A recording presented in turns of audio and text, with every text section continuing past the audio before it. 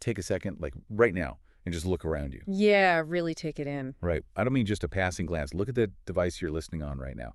Or look at that notification bubbling up on your screen. There's always a notification, right? Always. And think about the intricate, honestly, sometimes exhausting social hierarchies you're going to have to navigate today, whether that's at work or online. Absolutely. And then, I mean this, seriously, look at the piece of fruit sitting on your kitchen counter or the tree outside your window. Okay, a piece of fruit. Yeah. Because what if this entire chaotic, painful, and just constantly distracting world is not, just random physics playing out on a wet rock? Right. What if there's a structure to it? Exactly. What if it is a highly specific, multi-layered spiritual training ground? And this is the crazy part. What if that apple on your counter is currently taking the exact same cosmic exam that you are? I mean, it really forces a complete recalibration of how we perceive the mundane, Oh, totally. If you adopt this framework we're looking at today, the noise of daily life, it ceases to be just noise. It becomes a curriculum. A curriculum. I love that word for this. Yeah, so the friction you feel at your job, or the sugar craving you get at 3 p.m., even the life cycle of a houseplant, they all become these interconnected mechanisms in this massive engine of spiritual evolution. And that reframing is exactly the mission of our deep dive today. We are exploring a custom-built philosophical framework of the universe, one that attempts to answer that ultimate age-old question of, well, why are we actually here? It's the big one. It is, and we're pulling this from a really intense recorded dialogue between two very distinct voices. Yeah, the source material is fascinating. It really is. So on one side, we have Dr. Elena Hartman. She's an academic philosophy lecturer specializing in metaphysics and the philosophy of mind. So very grounded in traditional, rigorous academic thought. Exactly. And on the other side is Christian Hecker. He's this passionate debater presenting a synthesized, highly original theory of how the soul evolves. Right, and just to keep our focus entirely on the weight of their ideas rather than, getting bogged down in their biographies, we're just going to refer to them as the philosopher and the debater moving forward. Good call. Keeps things streamlined. Yeah, and the tension between them is phenomenal because they are operating from entirely different starting points. Worlds apart, really. Exactly. So today, we're going to explore the debater's bizarre but oddly logically consistent evolutionary ladder, which moves from flora to human consciousness. The apple to the human. Right. And we'll unpack his proposed mechanical method for directly communicating with the universe, basically by turning down the static of modern life. Which we could all probably use. For sure. And finally, we'll analyze a very provocative historical theory regarding the systematic suppression of this knowledge by medieval institutions. Now, quick disclaimer before we really get into the weeds here. This deep dive does touch on some sensitive critiques of historical religious institutions. Right, it gets a bit heavy. It does. Oh. So we just want to make it super clear up front. We're not endorsing or condemning these viewpoints. We're just your guides today, impartially exploring these arguments exactly as they were presented in the source text. Just laying out the pieces of the puzzle. Exactly. So we should probably dive straight into the physics of this, right? Because the debater doesn't start with mystic poetry or anything. He comes out swinging with thermodynamics. He really does. He grounds it in hard science first. Yeah, he points to the universally accepted scientific reality of the conservation of energy. Energy cannot be destroyed. It only changes form. Right. Basic physics. Right. So if you burn a log, the energy becomes heat, light, and ash. The energy is still there, just different. Exactly. So the debater argues that human beings are fundamentally highly complex energy systems. Therefore, if our vital energy survives the death of the biological body, which science says it does, it makes logical sense that it doesn't just dissipate into the ether. Right. It doesn't just vanish. No. He says it must return as a conscious being to continue its trajectory. It's a bold move. He is attempting to build a metaphysical bridge using the bricks of classical physics. But the philosopher is not having it. Oh, not at all. She immediately isolates the structural flaw in his argument. She brings up this academic concept called epiphenomenalism, or basically strict materialism. Okay, break that down for us. Well, she absolutely agrees that the physical energy of the body persists after death. Like, your carbon fuels the soil, your heat dissipates into the atmosphere, that's just a fact. Sure. But she argues that individual consciousness, the I, your specific personality, your memories of your childhood, your sense of humor, that is entirely a byproduct of the biological brain. Okay, so it's the difference between the hardware and the software. Yes, perfect analogy. Like the philosopher is essentially arguing that the mind is the hum of a running hard drive. The hum, yeah. If you take a hammer and just smash that hard drive to pieces, the physical materials survive the impact. The silicon, the metal, the plastic, they're all still there on the floor. That's the conservation of energy? Right. But the hum is gone forever. The data is gone. The energy scatters to create new life, sure, but it is completely stripped of the metadata of the previous owner. That is the absolute perfect way to visualize the materialist stance. Consciousness is just an emergent property of complex biology. Without the biology, there is no consciousness. So she thinks he's just projecting. Exactly. The philosopher views this whole idea of a continuous returning I that remembers its past lives as, frankly, an exercise in profound wishful thinking. A coping mechanism. But yeah, a psychological coping mechanism against the finality of death. I mean, I get her skepticism. It's a standard scientific view, but the debater doesn't retreat into abstract faith here, does he? No, he doubles down. He counters her materialism with an appeal to empirical research, which I found super interesting. He brings up the work of Ian Stevenson. Yes, Stevenson. This completely shifts the battleground of their debate. It really does. Because if we are talking about whether the I survives, Stevenson's decades of research demand at least some serious scrutiny. Ian Stevenson is such a fascinating figure to introduce into this context.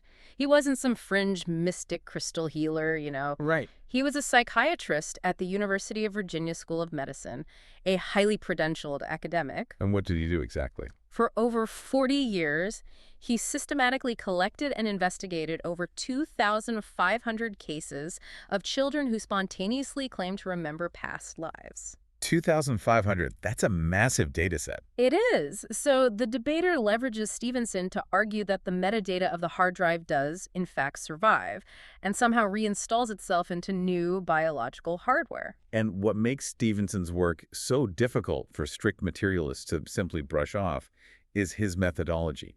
He tried to be incredibly rigorous. Right, he wasn't doing regressions on adults. Exactly. He wasn't interested in adults undergoing past life regression hypnosis. Yeah. Because we know the subconscious can easily invent a narrative there to please the therapist. Oh, absolutely. False memories are a huge issue there. Yeah, so he focused almost exclusively on children between the ages of 2 and 5. Toddlers. Toddlers. Children who suddenly started speaking languages they had never been exposed to, which is a phenomenon called xenoglossy, Very right? xenoglossy, yes. Or children who had profound, unexplainable phobias. Or even birthmarks that corresponded exactly to the fatal wounds of the person they claimed to be. Yeah, the physical correlations are wild, and the debater highlights the sheer specificity of these cases to challenge the philosopher. He brings up this highly publicized case, the case of James Leninger. Oh, this case gave me chills when I read about it. It's intense. So this was a young American boy who, around the age of 2, began having horrific night terrors about a plane crash. And it wasn't just a vague, I'm falling dream. Not at all. He didn't just have a vague sense of being a pilot. He knew the specific name of a World War II aircraft carrier, the Natoma Bay. A 2-year-old knowing the name of a WWII carrier. Right. And he knew the name of a co-pilot, Jack Larson. He knew his plane was a Corsair.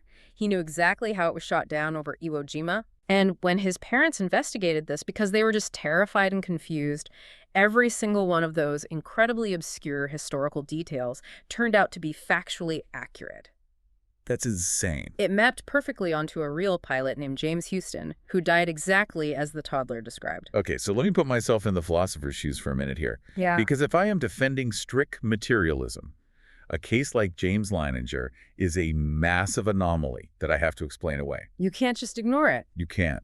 Yeah. How does she handle that level of granular, historically verifiable detail coming from a toddler who can barely tie his shoes? Well, she maintains her ground by pointing out the epistemological vulnerabilities in Stevenson's entire body of work. Okay. She argues from the standpoint of cognitive science. Human memory is notoriously malleable. It's incredibly vulnerable to suggestion, and it's prone to what is known as cryptomnesia. Cryptomnesia. That's when you remember something but forget how you learned it, right? Yeah. Precisely. It's when a person recalls a hidden memory but forgets the source, so they believe it to be a new or original thought, or in this case, a past life. So she is suggesting cultural contamination. Mm-hmm. Like the parents might inadvertently feed the child information, or maybe the child absorbs a documentary playing in the background, completely forgets seeing it, and later regurgitates the details as a past life memory. That's exactly her argument. She points out that the vast majority of Stevenson's cases come from cultures in Asia where a belief in reincarnation is already the dominant religious paradigm. So the environment is already primed for it? Right. The cultural expectation heavily primes the parents to interpret a child's imaginative play as a literal past life. Okay, but what about James Leininger? He was an American kid. She acknowledges that cases like his in the West are compelling anomalies, but she argues that anomalies do not equal reproducible, controlled scientific proof. It's still anecdotal. Exactly. For a strict empiricist, until you can measure the soul transferring in a laboratory setting, 2,500 highly detailed anecdotes are still just anecdotes. That leaves us at a profound impasse, doesn't it? It really does. Because the philosopher looks at the shattered hard drive and says, nope, the data is permanently erased. The debater looks at a toddler reciting the operational history of a World War II fighter plane and says, the data has clearly been backed up to a cosmic cloud and downloaded into a new device. The cosmic cloud, yes. But here is where the debater's framework becomes truly radical. Let's entertain his premise for a moment. If the consciousness does survive and the universe insists on recycling our energy into new lives, we have to ask the obvious question. To what end? Exactly. To what end? What is the actual sorting mechanism of this universe? Why are we doing this? And that question initiates the transition from physics into the debater's highly specific, structured metaphysics. Right. Because he doesn't believe in just a random wheel of rebirth, where you might be a king in one life and a mosquito in the next just by dumb chance. Like rolling dice. No, not at all. He outlines a strict, upwardly mobile evolutionary ladder. It is a developmental curriculum for the soul. And what makes his framework so arresting is where he claims this ladder actually begins, because he doesn't start with basic mammalian life. No, he doesn't. He argues that the curriculum begins with flora. He uses the specific example of an apple. Okay, I have to say, I had to reread the section on the apple 3 times when I was preparing for this deep dive. It's a trip. We're talking about the spiritual trajectory of a piece of fruit. It forces us to completely redefine what the word consciousness even means, because clearly an apple isn't sitting on a branch contemplating its existence. Or feeling existential dread about falling. Right, so how is it conscious? Well, it isn't cognitive consciousness as humans experience it. The debater is tapping into an ancient philosophical concept known as panpsychism. Panpsychism? Yeah, it's the idea that mind, or at least a mind-like aspect, is a fundamental and ubiquitous feature of all reality. Everything has some level of it. So even a rock or an apple? In this framework, consciousness for an apple is defined strictly as the energetic drive to fulfill its biological destiny. Biological destiny. Yes. The apple possesses a soul curriculum, and its only task is to successfully complete its natural life cycle. The mechanics of how an apple passes or fails this curriculum are fascinating. Like, the debater explains that if an apple is plucked from the tree prematurely, like before it's actually ripe, its energetic learning process is violently interrupted. It didn't finish the course. Exactly. It's eaten or it rots, its energy returns to the universal system, but because it didn't finish its specific curriculum, that energy must be reborn as an apple again. It gets held back a grade. Yes. It's stuck in a loop. It will keep returning to the branch until it naturally ripens, completes its life cycle, and falls to the ground of its own accord, and only then does the energy graduate to the next rung of the ladder. Which would be a simple life form, something like an ant. From an apple to an ant. Right. And the ant must complete its specific biological curriculum to become, say, a snake, and so on. It's wild. It imbues the entire natural world with immense, almost overwhelming metaphysical purpose. Under this model, a forest isn't just a biological ecosystem. What is it then? It is a massive, slow-moving school for nascent souls. Okay, but I want to push back on this biological determinism for a second, because if graduation for an apple just means hanging on a branch until gravity does its job, that isn't really a test of character. No, it's not. It's just surviving the weather. Where is the lesson? You are identifying the exact limitation of the lower rungs of the ladder. For flora and basic fauna, the curriculum is purely about the mastery of physical survival and the fulfillment of form. So no moral choices yet. Zero moral weight. There is no moral weight to an ant foraging for a crumb or a snake hunting a mouse. They are operating entirely on instinct. Okay, so they're just getting used to existing. Right. The energetic growth happens simply by experiencing the completion of a life cycle. But as the energy moves up the ladder, the complexity of the curriculum drastically increases, culminating eventually in the human stage. And this is a vital distinction the debater makes. Because we are so used to anthropocentric philosophies, right? Philosophies that place humans at the absolute apex of creation. We're the top of the food chain, the top of the spiritual pyramid. The crown jewel. Right. But the debater explicitly states that the human being is not the final form. Not even close. We are merely a high-level intermediate stage. We are essentially middle schoolers in the cosmic curriculum. Which is very humbling. What differentiates the human stage from the snake or the ant is the introduction of advanced cognition. And crucially, free will. Free will, the game changer. Exactly. Humans are no longer bound purely by biological instinct. We possess the cognitive freedom to choose our actions. We can choose malice. We can choose altruism. We can choose to manipulate others for personal gain, or we can choose to sacrifice our own comfort for a total stranger. So if an apple graduates just by surviving to maturity and falling off a tree, what kind of cosmic friction is required to upgrade a human? Because if we have the freedom to choose, it inherently implies we have the freedom to fail. Oh, and fail we do. Constantly. Right. The debater argues that with cognitive freedom comes severe spiritual risk. If a human squanders their life by succumbing to ego, or if they actively generate toxicity. Or even just being passive. Right. Yes. Even if they just remain entirely passive and let themselves be easily manipulated by malicious systems, they do not graduate.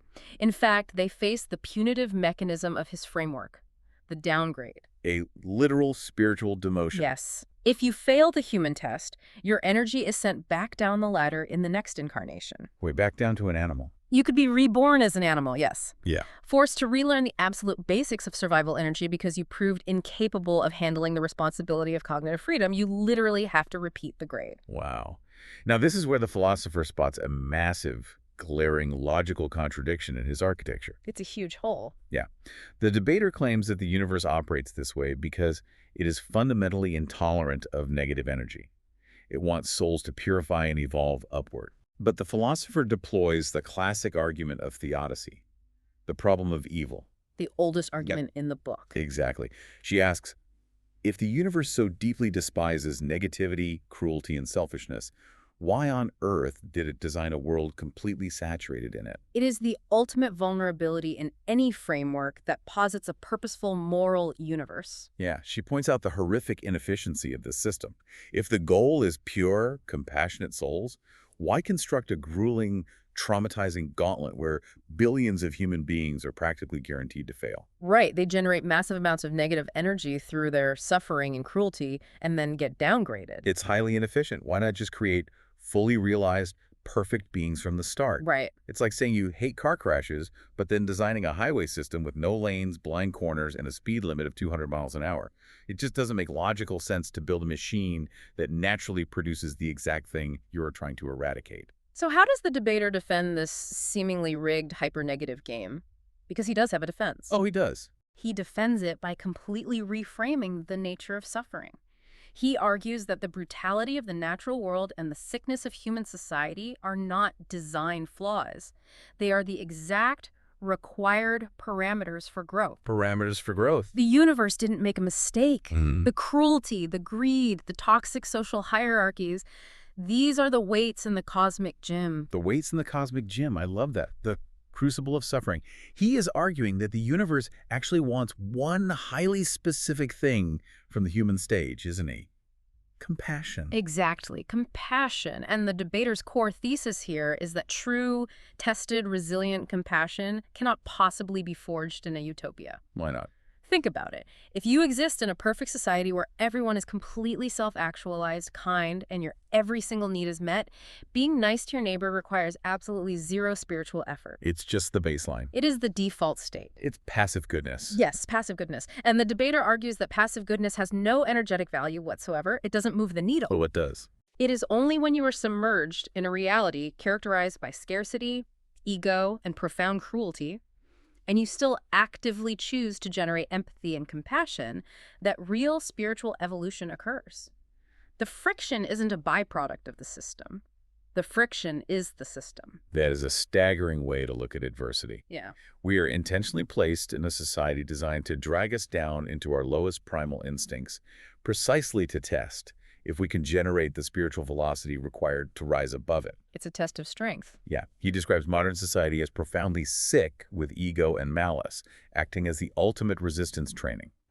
If you just go with the flow of a toxic society, adopting its values of ruthless competition and endless consumption, you fail the test, and you get downgraded. It demands an incredible amount of personal accountability. But, and this is big, but it also raises an immediate tactical question. Which is? If we are trapped in this high-stakes resistance training and the punishment for failing is losing our human cognition in the next life, we can't possibly be expected to just guess the rules through trial and error. Exactly. Yeah, I refuse to believe we're just dropped into this meat grinder and left completely blind.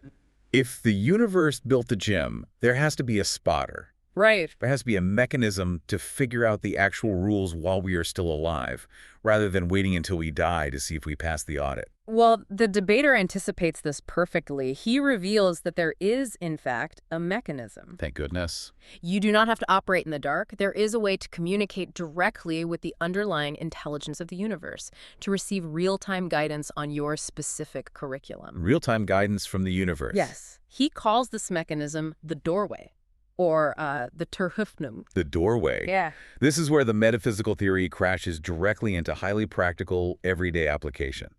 Because the key to opening this doorway, according to the debater, is Verzicht. Verzicht. Renunciation. Renunciation. Now, we need to be very careful to define what he means by renunciation here, because the word carries a lot of heavy historical baggage. It sounds medieval. Exactly. When we hear asceticism or renunciation, we immediately picture medieval monks wearing itchy hair shirts, living in isolated caves, or engaging in physical self-mutilation to punish the flesh. Right, whipping themselves. The debater explicitly rejects that model. He isn't talking about fleeing into the woods and starving yourself. He is talking about a highly targeted, modern psychological renunciation. It's about bandwidth. Yes. He identifies consumerism, ego-driven ambition, toxic social relationships, substance abuse, and even the constant low-grade addiction to digital screens and processed sugar as the primary barriers to spiritual communication. To understand the mechanics of how this works, we really have to look at cognitive bandwidth. The debater argues that human beings have been systematically wired as endless consumers. Or just eating up content sugar all day. Literally and figuratively. Our brains are constantly flooded with primal desires and artificial societal anxieties.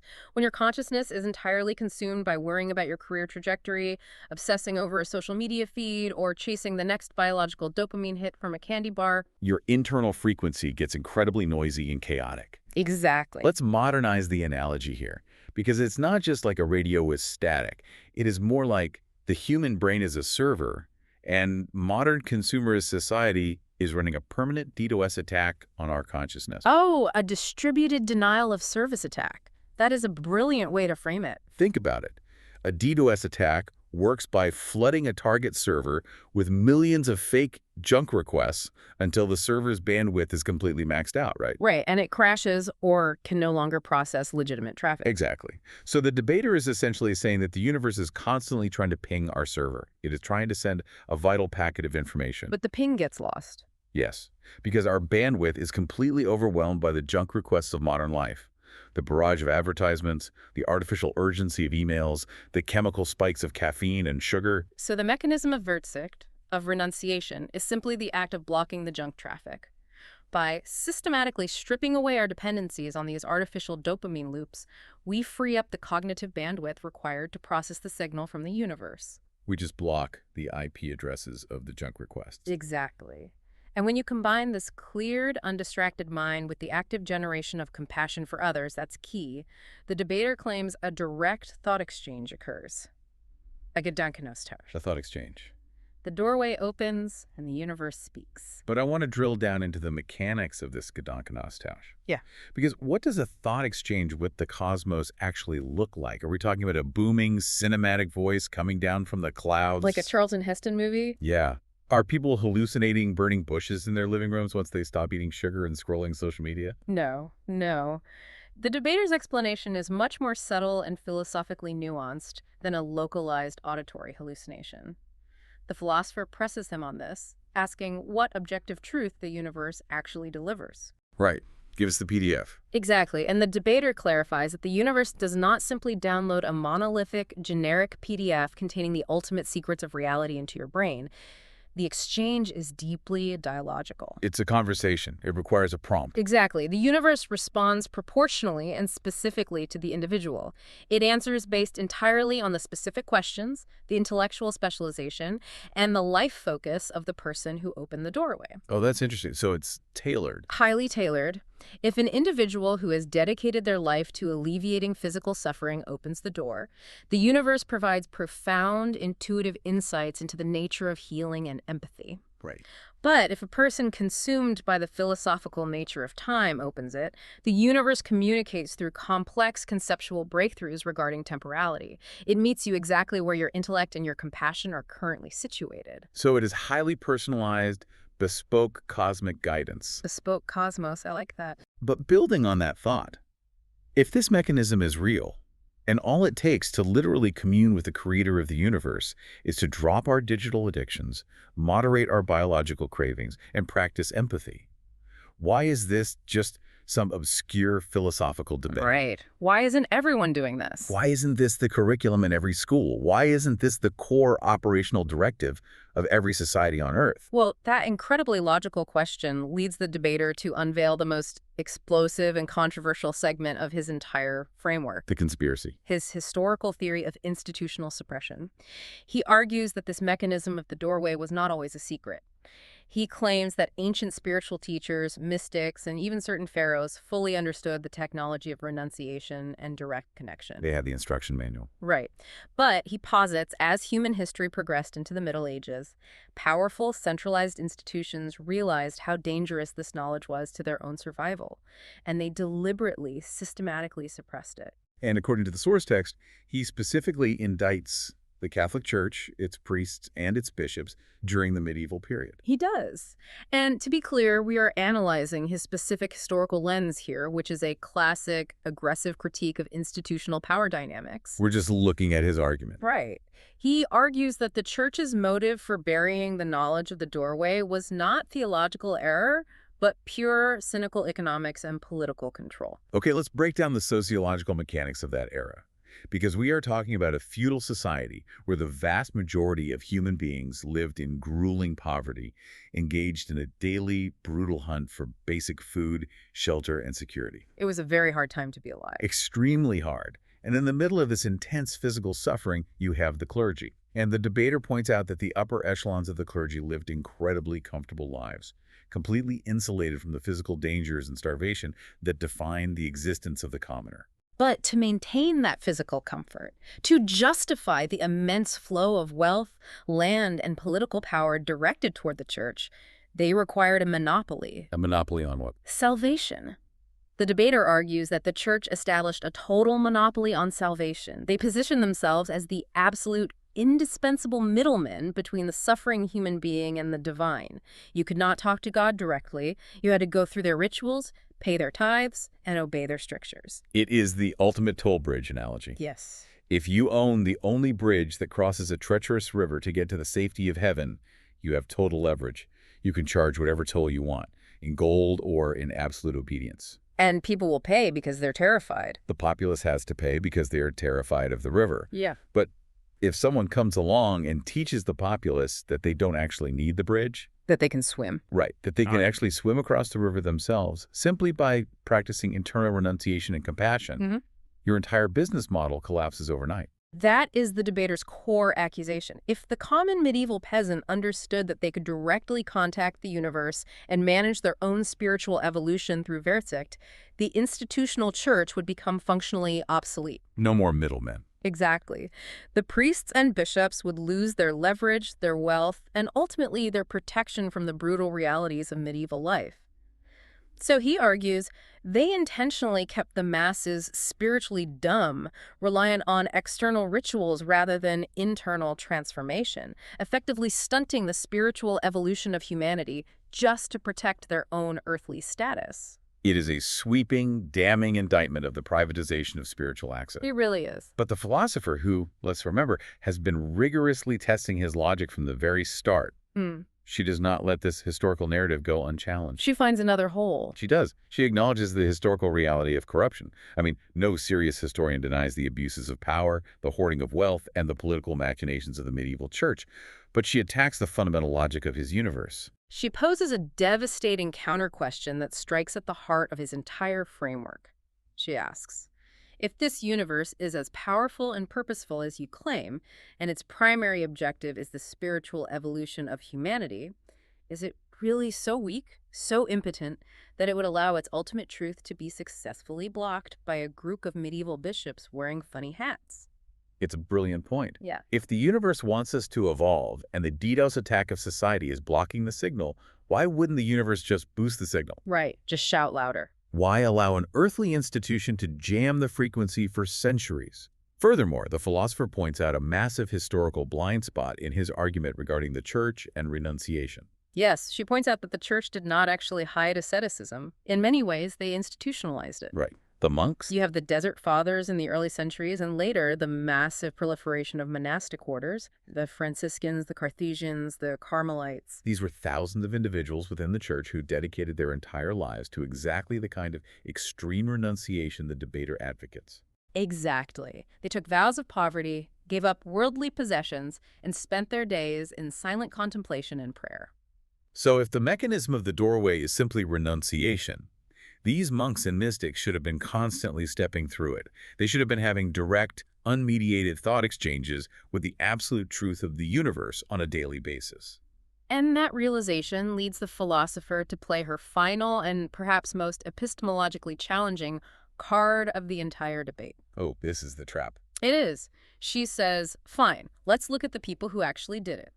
Let's look at the historical figures who successfully bypassed the distractions of the world, cleared their cognitive bandwidth, and supposedly opened the doorway.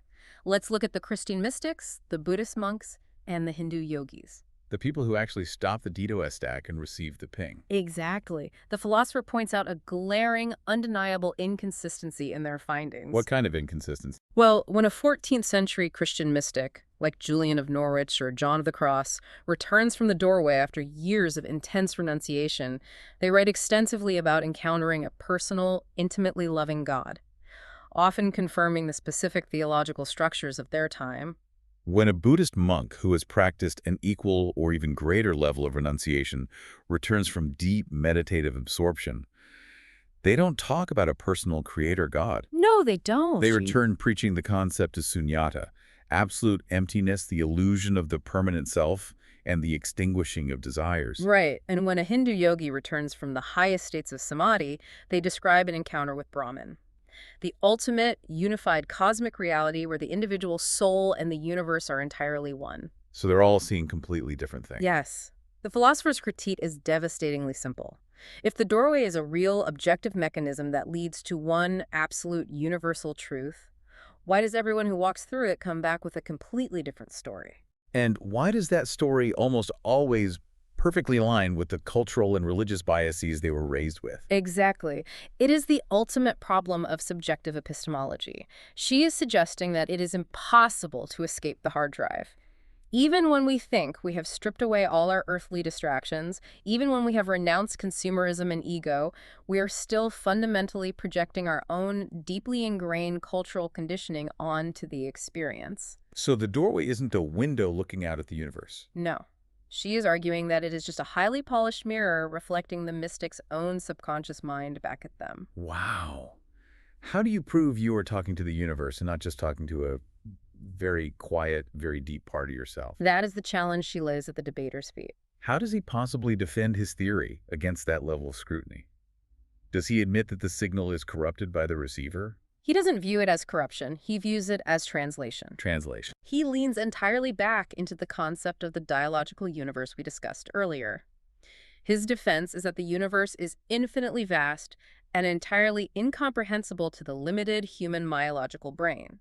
Therefore, the universe must respond to the individual using a vocabulary the individual can actually process. Oh, I see. So it is actively translating the ultimate truth into a localized dialect. Precisely.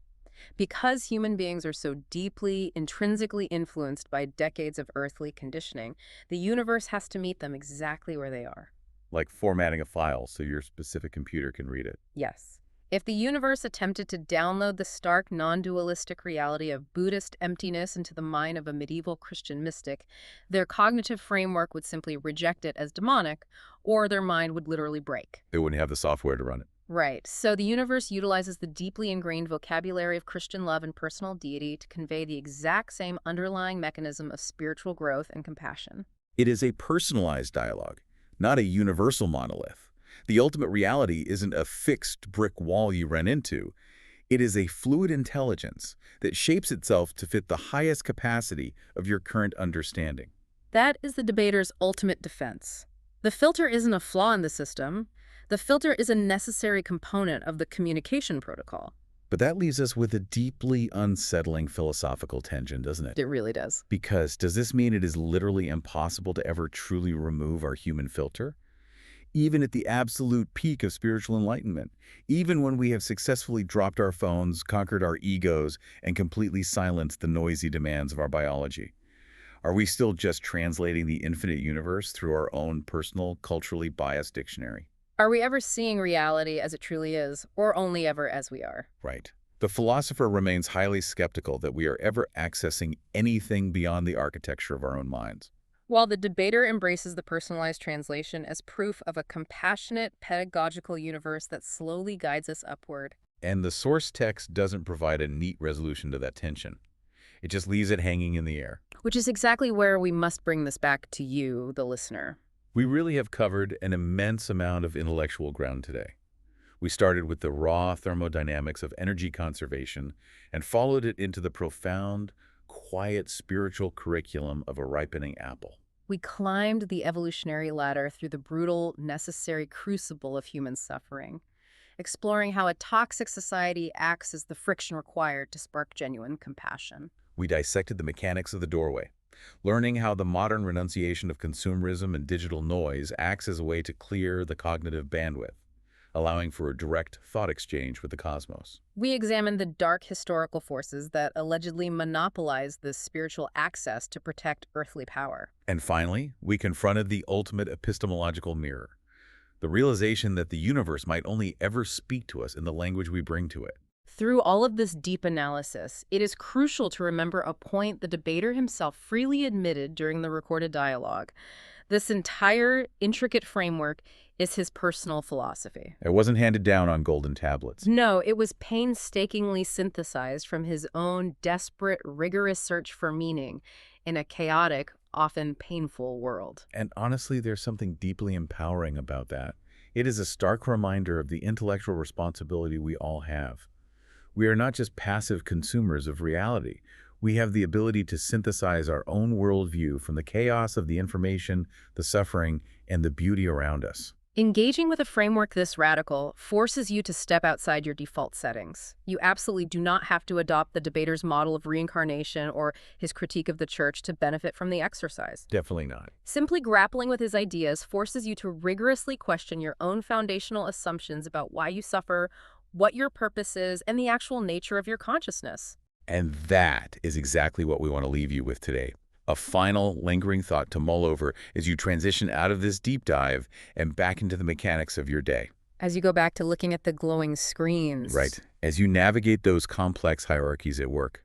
And yes, as you walk past that piece of fruit on your counter. The debater argued that the universe is waiting to answer you. But it will only answer based on the specific questions, the focus, and the emotional vocabulary you bring to the doorway. So think about it. Yeah.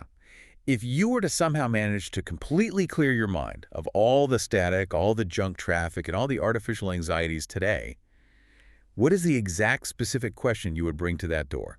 And perhaps more importantly, are you intellectually and spiritually prepared for the fact that the universe might answer you in a language that only you can understand? It is the ultimate mystery of the subjective experience. You have to learn to decipher your own translation. You really do. The universe isn't going to send you a text message. It is a messy, highly specific, profoundly personal training ground. Thanks for taking the deep dive with us.